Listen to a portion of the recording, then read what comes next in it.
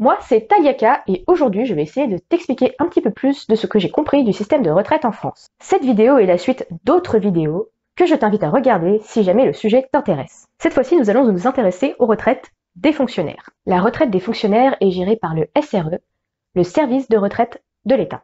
A priori, l'âge du droit du départ à la retraite est le même que dans le régime général, sauf pour certaines catégories. Pour les catégories dites actives, et qui donc nécessitent de pouvoir partir à la retraite plus tôt, il est possible de partir entre 55 et 57 ans.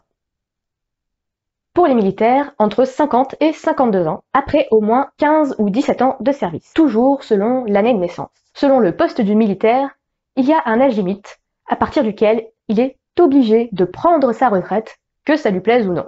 Mais sous certaines conditions, il est possible de rester tout de même un peu plus longtemps. En fait, ce qui va différer du régime général, c'est surtout le mode de calcul. On prend ce qu'on appelle le traitement indiciaire brut. Le traitement indiciaire brut est déterminé par l'échelon, le grade, etc.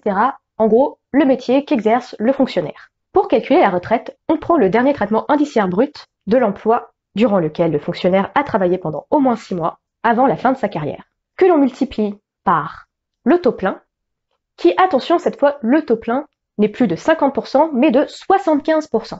Que l'on multiplie par le nombre de trimestres travaillés sur le nombre de trimestres qu'il fallait travailler pour obtenir le taux plein.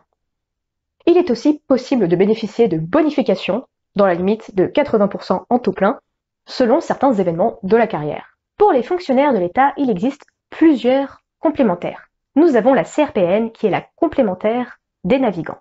On prend les 25 meilleures années de salaire que l'on divise par le nombre de jours dans la limite de 9000 jours. Nous avons aussi l'IRCANTEC.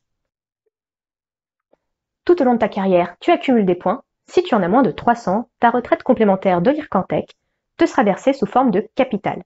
Si tu en as entre 300 et moins de 3000, tu auras une rente tous les trimestres. Au-delà, ce sera mensuel. Le calcul est classique. On prend le nombre de points fois la valeur du point. Nous avons aussi la complémentaire RAFP.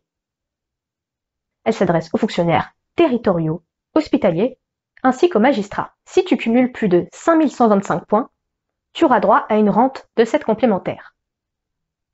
Pour calculer cette rente, tu prends le nombre de points fois le coefficient de majoration fois la valeur du point en vigueur divisé par 12.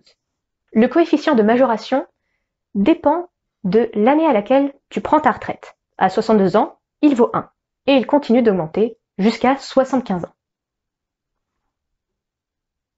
Si tu as moins de 5125 points, cette retraite complémentaire te sera versée sous forme de capital.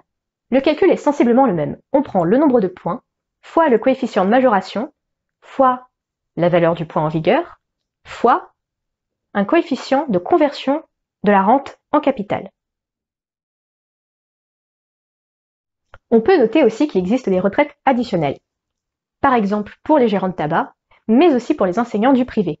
Cette retraite additionnelle permet aux enseignants du privé de partir dans les mêmes conditions d'âge que les enseignants du public.